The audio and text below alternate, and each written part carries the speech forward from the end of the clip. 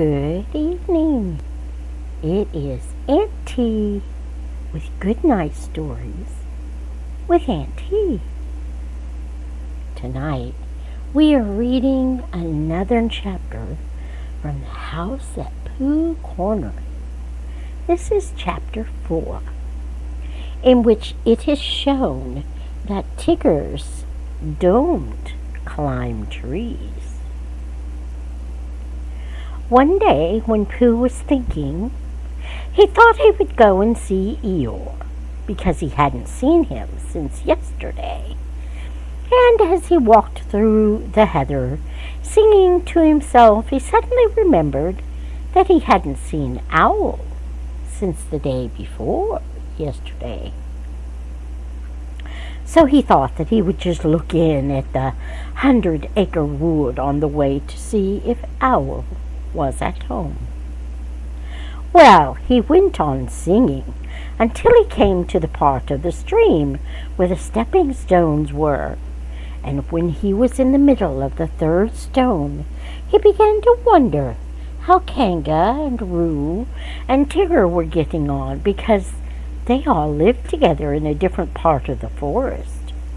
And he thought, I haven't seen Roo for a long time, and if I don't see him today, it will be a still longer time. So he sat down on the stone in the middle of the stream and sang another verse of his song while he wondered what to do. The other verse of the song was like this: I could spend a happy morning seeing Roo. I could spend a happy morning being Pooh. For it doesn't seem to matter if I don't get any fatter. And I don't get any fatter.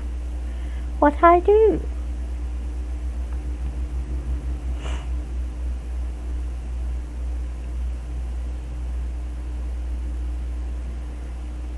The sun was so delightfully warm, and the stone, which had been sitting in it for a long time, was so warm too that Pooh had almost decided to go on being Pooh in the middle of the stream for the rest of the morning, when he remembered Rabbit. Rabbit, said Pooh to himself. I like talking to Rabbit. He talks about sensible things. He doesn't use long, difficult words like owl. He uses short, easy words like, what about lunch? And help yourself, Pooh.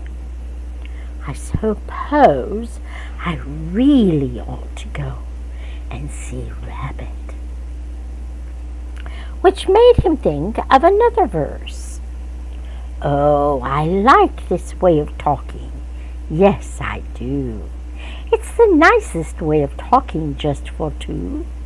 And a help yourself with Rabbit, though it may become a habit, is a pleasant sort of habit for a Pooh. So when he had sung this, he got up off his stone, walked back across the stream, and set off for Rabbit's house. But he hadn't got far before he began to say to himself, yes, but suppose Rabbit is out? Or suppose I get stuck in his front door again coming out, as I did once when his front door wasn't big enough? Because I know I'm not getting fatter, but his front door may be getting thinner.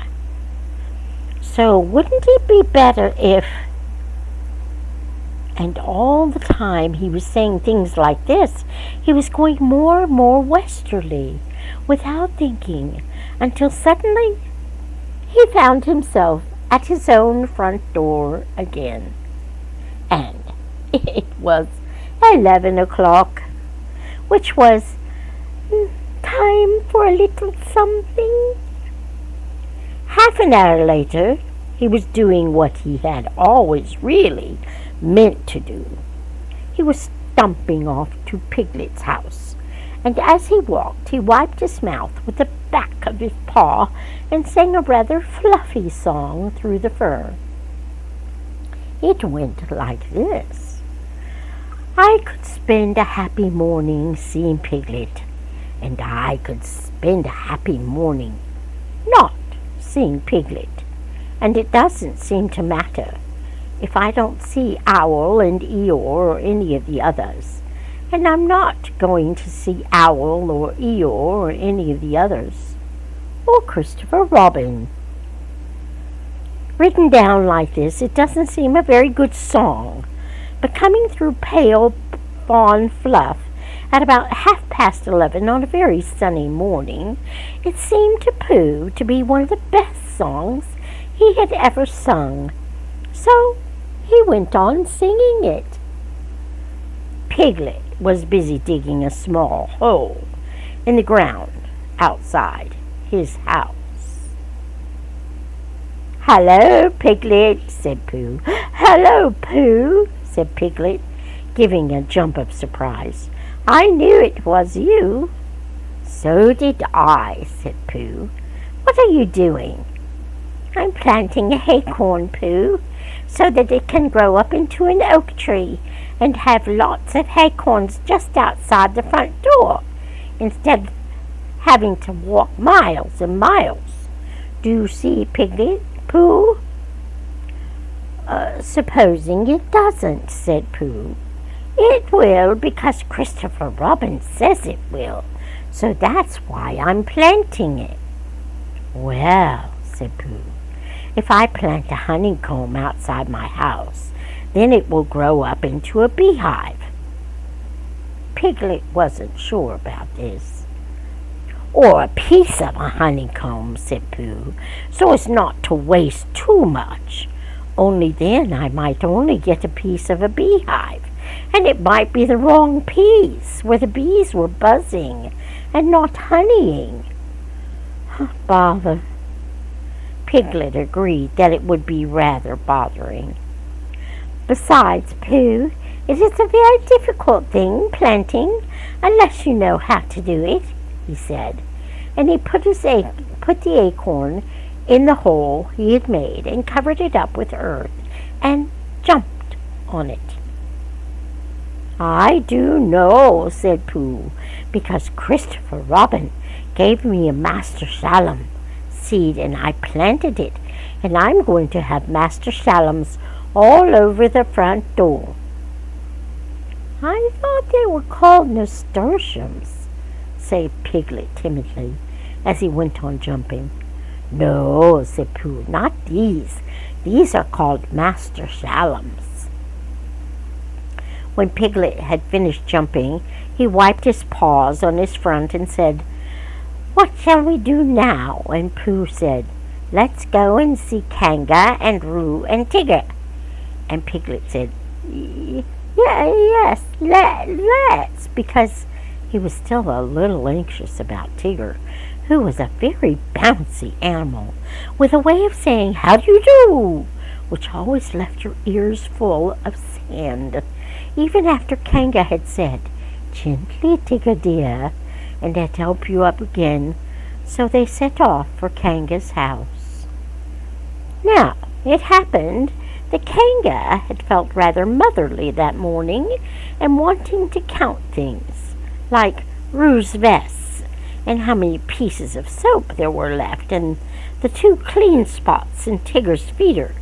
So she had sent them out with a packet of watercress sandwiches for Roo, and a packet of extract of malt sandwiches for Tigger, to have a nice long morning in the forest, not getting into mischief. And off they had gone.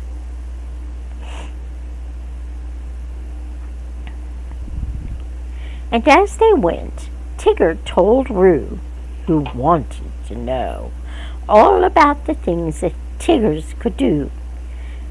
"Can they fly?" asked Roo. "Yes," said Tigger. "They're very good flyers. Tiggers are. Stormy good flyers." "Ooh," said Roo. "Can they fly as well as owls?" "Yes," said Tigger, "only they don't want to." "Why don't they want to?" "Well, they don't. They just don't like it somehow."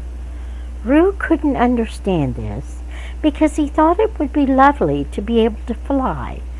But Tigger said it was difficult to explain to anybody who wasn't a Tigger himself. "Well," said Roo, "can they jump as far as kangaroos?" "Yes," said Tigger, "when they want to." "I love jumping," said Roo. "Let's see who can jump farthest, you or me." "I can," said Tigger, "but we mustn't stop now or we shall be late." "Late for what?" "For whatever we want to be in time for," said Tigger, hurrying on. In a little while they came to the 6 pine trees. "I can swim," said Roo. "I fell into the river and I swimmed. Can Tiggers swim?" "Of course they can. Tiggers can do everything." "Can they climb trees better than Pooh?" asked Roo, stopping under the tallest pine tree and looking up at it. "Climbing trees is what they do best," said Tigger. "Much better than Pooh's." "Could they climb this one?" "They're always climbing trees like that," said Tigger. "Up and down all day." "Oh, Tigger, are they really?" "I'll show you," said Tigger bravely, "and you can sit on my back and watch me." For of all the things which he had said Tigger could do, the only thing he felt really certain about suddenly was climbing trees. "Oh, Tigger! Oh, Tigger! Oh, Tigger!" squeaked Roo excitedly. Oh, he sat on Tigger's back, and up they went, and for the first 10 feet Tigger said happily to himself, "Up we go!" And for the next 10 feet he said, "I always said Tiggers could climb trees." And for the next 10 feet he said, "Not that it's easy, mind you." And for the next 10 feet he said, "Of course there's the coming down too, backwards." And then he said, "Which would be difficult unless one fell, when it wouldn't be easy." And at the word easy, the branch he was standing on broke suddenly, and he just managed to clutch the one above him as he felt himself going. And then slowly he got his chin over it, then one back paw, and then the other, until at last he was sitting on it, breathing very quickly and wishing that he had gone in for swimming instead. Roo climbed off and sat down next to him.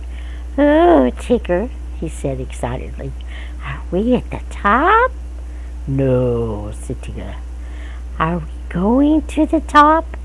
"No," said Tigger. "Oh," said Roo rather sadly. And then he went on hopefully. "That was a lovely bit just now when you pretended we were going to fall bump to the ground, to the bottom, and we didn't. Will you do that bit again?" "No," said Tigger. Roo was silent for a little while, and then he said, "Shall we eat our sandwiches, Tigger?" And Tigger said, "Yes, where are they?" And Roo said, "At the bottom of the tree."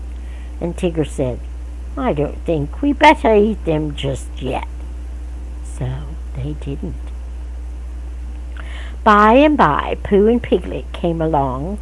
Pooh was telling Piglet in a singy voice that it didn't seem to matter. He didn't get any fatter, and he didn't think he was getting any fatter. What he did. And Piglet was wondering how long it would be before his acorn came up. "Look, Pooh," said Piglet suddenly. "There's something in one of the pine trees." "So there is," said Pooh, looking up wonderingly. "There's an animal."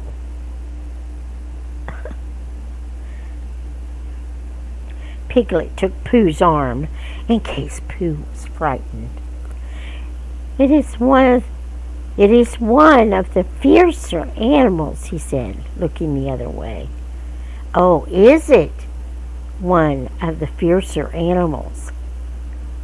This is Piglet. He's afraid of everything. Pooh nodded. It's a jaguar, he said. What do jaguars do? Asked Piglet, hoping that they wouldn't. They hide in the branches of trees and drop on you as you go underneath, said Pooh.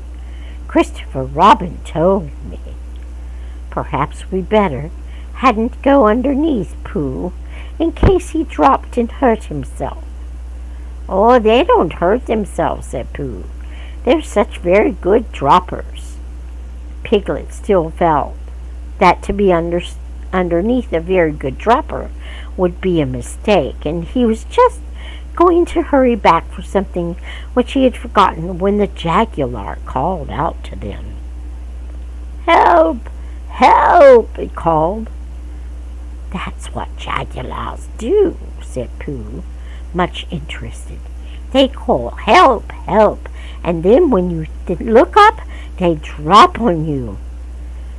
That's what jaguars always do, said Pooh, much interested. They call help, help. Oh, I'm looking down, cried Piglet loudly, so as the jaguars shouldn't do the wrong thing by accident. Something very excited next to the jaguar heard him and squeaked, Pooh and Piglet! Pooh and Piglet!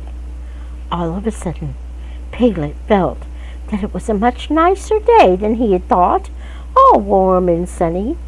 Pooh! He cried. I believe it's Tigger and Roo. So it is, said Pooh. I thought it was a jaguar and another jaguar. Hello, Roo, called Piglet. What are you doing? We can't get down. We can't get down, cried Roo. Isn't it fun? Pooh, isn't it fun? Tigger and I are living in a tree like Owl, and we're going to stay here forever and ever. I can see Piglet's house. Piglet, I can see your house from here. Aren't we high? Is Owl's house as high up as this? How did you get there? Asked Piglet. On Tigger's back, and Tigger can't climb backwards because their tails get in the way only upwards, and Tigger's forgot about that when we started, and there's only just remembered. So we've got to stay here forever and ever unless we go higher. What did you say, Tigger? Oh, Tigger says that if we go higher, we shan't be able to see Piglet's house. So we're going to stop here. Piglet, said Pooh solemnly, when he had heard all this, what shall we do? And he began to eat Tigger's sandwiches. Are they stuck? Asked Piglet anxiously. Pooh nodded. Couldn't you climb up to them? I might, Piglet, and I might bring Roo down on my back, but I couldn't bring Tigger down, so we must think of something else. And in a thoughtful way, he began to eat Roo's sandwiches too. Whether he would have thought of anything before he had finished the last sandwich, I don't know, but he had just got to the last but one when there was a crackling in the bracken, and Christopher Robin and Eeyore came strolling along together. I should be surprised if it hailed a good deal of tomorrows, Eeyore was saying. Blizzards and what-not being fine today doesn't mean anything. It has no what's that word? Well, it has none of that. It's just a small piece of weather. There, Pooh, said Christopher Robin, who didn't much mind what it did tomorrow, as long as he was out of it. "Hello, Pooh." "There's Pooh," said Christopher Robin, who didn't much mind what it... Oh, okay. "Hello, Pooh." "It's Christopher Robin," said Piglet. "He'll know what to do." They hurried up to him. "Oh, Christopher Robin," began Pooh. "And Eeyore," said Eeyore. "Tigger and Roo are right up the 6 pine trees, and they can't get down. And I was just saying," put in Piglet, "that if only Christopher Robin and Eeyore... If only you were here, then we could think of something to do." Christopher Robin looked up at Tigger and Roo and tried to think of something. "I thought," said Piglet earnestly, "that if Eeyore stood at the bottom of the tree, and if Pooh stood on Eeyore's, but not really helpful. Stood on Eeyore's back, and if I stood on Pooh's shoulders, and if Eeyore's back snapped suddenly, then we all could laugh. Ha ha, amusing in a quiet way," said Eeyore, "but not really helpful." "Well," said Piglet meekly, "I thought—" "Would it break your bank, Eeyore?" asked Pooh, very much surprised. "That's what would be interesting, Pooh, not being quite sure till afterwards." Pooh said, "Oh," and they all began to think again. "I've got an idea," cried Christopher Robin suddenly. "Listen to this, Piglet and Eeyore," said Eeyore, "and then you'll know what you're trying to do.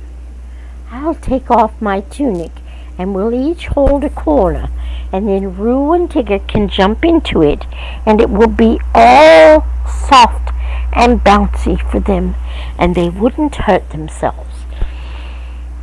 "Gently, Tigger, down," said Eeyore, "and not hurting anybody. Keep those 2 ideas in your head, Piglet, and you'll be all right." But Piglet wasn't listening. He was so agog at the thought of seeing Christopher Robin's blue braces again. He had only seen them once before, when he was much younger, and being a little overexcited by them, had to go to bed half an hour earlier than usual, and he had always wondered, since if they were really blue and as friendly to bracing as he had thought them. So when Christopher Robin took his tunic off, and he felt quite friendly to Eeyore again, and held the corner of the tunic to him, and smiled happily at him. And Eeyore whispered back, "I'm not saying there won't be an accident now, mind you. They're funny things, accidents. You never have them till you're having them." When Roo understood what he had to do, he was wildly excited and cried out, "Tigger, Tigger, we're going to jump. Look at me jumping, Tigger, like flying. Jumping I will be. Can Tiggers do it?"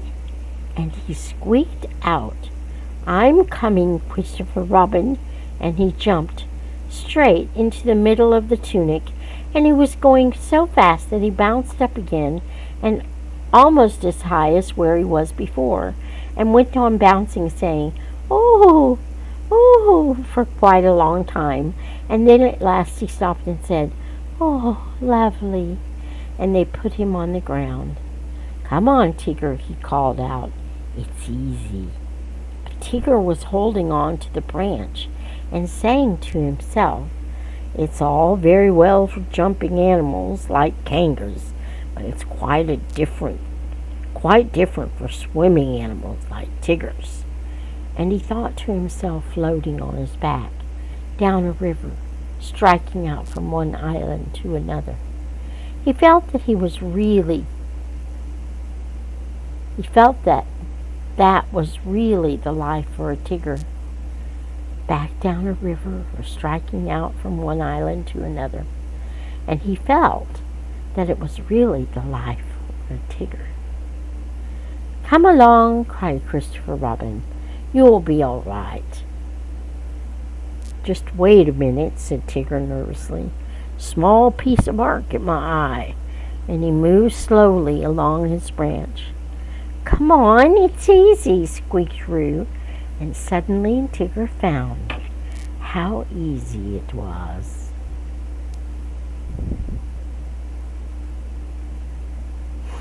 "Ow!" he shouted as the tree flew past him. "Look out!" cried Christopher Robin to the others. There was a crash and a tearing noise and a confused heap of everybody on the ground. Christopher Robin and Pooh and Piglet picked themselves up first, and then they picked Tigger up, and underneath everybody else was Eeyore. "Oh, Eeyore," cried Christopher Robin, "are you hurt?" And he felt him rather anxiously and dusted him and helped him to stand up again. Eeyore said nothing for a long time, and then he said, "Tigger is before." Tigger was there, feeling bouncy again already. "Yes," said Christopher Robin, "Tigger's here." "Well, just thank him for me," said Eeyore. And that's the end of Good Night Stories with Auntie. So let's say our prayer. Now I lay me down to sleep. I pray the Lord my soul to keep. Angels watching through the night. Wake me with the morning light. And this is Good Night Stories with Auntie.